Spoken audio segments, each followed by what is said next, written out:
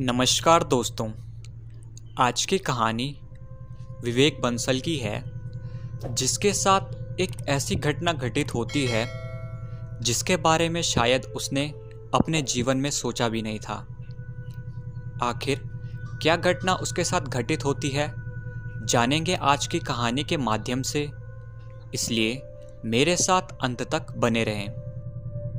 एक 35 वर्षीय व्यक्ति जिसका नाम विवेक बंसल है, अपनी गाड़ी में बैठकर घर जा रहा था। रात का समय था, चारों तरफ अंधकार था। उसकी गाड़ी की हेडलाइट ही उसकी राह में प्रकाश फैला रही थी, जिस राह से वह गुजर रहा था। विवेक बहुत ही हाई स्पीड के साथ गाड़ी ड्राइव कर रहा था, क्योंकि आज उसको घर जाने में काफ़ी देर हो चुकी थी। गाड़ी ड्राइव करते हुए अचानक उसकी गाड़ी के सामने एक लड़की आ जाती है। इससे पहले कि वह ब्रेक मारकर उस लड़की को बचाने में सफल हो पाता, तब तक उसे काफी देर हो चुकी थी। जरा भी मौका ना पाते हुए वह अपनी कोशिश में विफल रहा। लड़की को गाड़ी की भयंकर टक्कर लगती है। परिणाम स्वरूप वो अपने स्थान से उछलकर दूर जा गिरी। गाड़ी रोक विवेक बाहर आया और एक्सीडेंट में जख्मी होकर सड़क पर गिरी लड़की की ओर दौड़ पड़ा। लड़की के करीब पहुंचते हुए उसने देखा कि वह बुरी तरह जख्मी हो चुकी थी। उसका चेहरा खून से सन गया था। लहूलुहान हो जाने के साथ वो लड़की अचेत अवस्था में थी। विवेक ने जल्दी उसकी नब्ज को चेक किया और दिल की धड़कन को भी चेक किया। वह जिंदा थी। उसे जिंदा देख विवेक ने झट से अपने मोबाइल फोन से हॉस्पिटल में फ़ोन किया और एम्बुलेंस को बुलाया। तत्पश्चात एम्बुलेंस की प्रतीक्षा में वह इधर उधर देखता रहा। फिर बाद में उसने सड़क पर जख्मी लड़की की ओर नज़र डाली तो विस्मय से उसकी आंखें फैलती चली गई, क्योंकि वह लड़की गायब हो चुकी थी। विवेक हैरान और परेशान था कि आखिर वह लड़की गई तो गई कहाँ, और वो भी इस हालत में जिसमें कोई भी ग्रस्त होने के बाद अपनी जगह से इंच भी नहीं हिल सकता। वो इतनी गंभीर हालत में उठकर कैसे जा सकती है। सोच सोचकर उसका दिमाग लगातार उलझनों में ग्रस्त हुआ चले जा रहा था। कुछ भी समझ में ना आने के कारण वह वापस अपनी गाड़ी में आ गया और घर के लिए रवाना हो गया। विवेक उसी लड़की के बारे में सोचता हुआ घर पहुंचा, जो उसकी कार से घायल होने के बाद अचानक गायब हो गई थी। घर पर जब वो अपनी पत्नी से मिला तो पत्नी ने उसका कोट उतारते हुए कहा, विवेक, तुमसे एक बात कहनी थी। हाँ बताओ।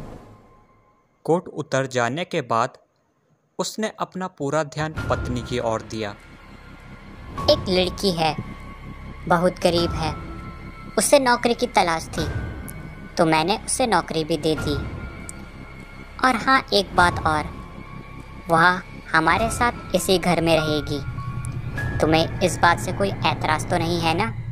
विवेक ने हाँ कहकर अपनी सहमति व्यक्त की। आओ, मैं तुम्हें उससे मिलवाती हूँ। शालिनी, यह मेरे पति हैं विवेक। विवेक, यह शालिनी है।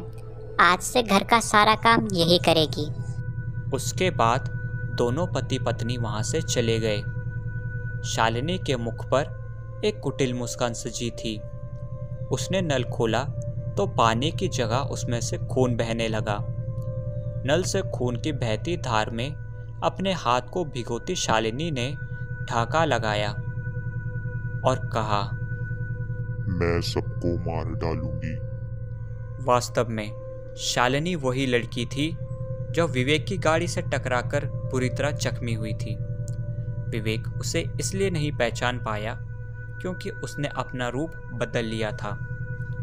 शालिनी इंसान नहीं थी, दरअसल वह एक भटकती आत्मा थी। शालिनी की मौत एक दुर्घटना में हो जाने के कारण उसकी आत्मा पिछले 3 वर्षों से भटक रही थी।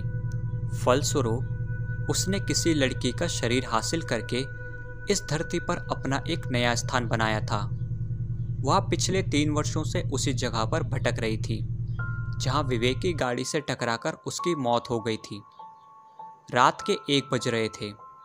विवेक व उसकी पत्नी दोनों ही गहरी नींद में सो रहे थे। अचानक पत्नी को सुनाई दिया कि कोई किचन में बर्तनों के साथ छेड़छाड़ कर रहा है।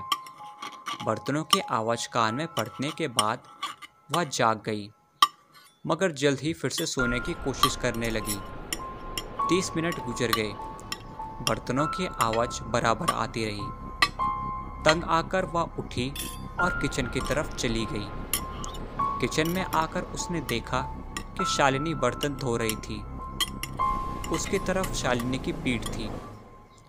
वह बोली, शालिनी, इतनी रात गए तुम बर्तन क्यों धो रही हो?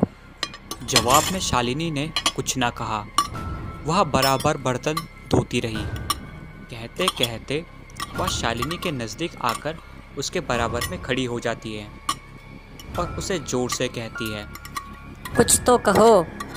इसी के साथ शालिनी ने अपना चेहरा उसकी तरफ घुमा दिया। शालिनी की आंखें देख विवेक की पत्नी बुरी तरह डर जाती है। उसके हलक से आवाज़ तक नहीं निकल पाती। वह स्लैब पकड़कर अपने स्थान पर ज्यों की त्यों खड़ी रह जाती है। दरअसल शालिनी की आंखें सफ़ेद बल्ब की भांति चमक रही थी। एक क्षण भी ना गंवाते हुए शालिनी ने उसका गला दबा दिया। शीघ्र ही उसने फड़फड़ाते हुए अपना दम तोड़ दिया। उसे खत्म करते ही शालिनी उसका गला दबाकर शालिनी विवेक से कहती है, तुम जानते हो मैं कौन हूँ? मैं वही लड़की हूँ जिसका तुम्हारी गाड़ी से एक्सीडेंट हुआ था और मैं अचानक से तुम्हारी आंखों के सामने से ओझल हो जाती हूँ। विवेक समझ चुका था कि वह कोई प्रेत आत्मा है।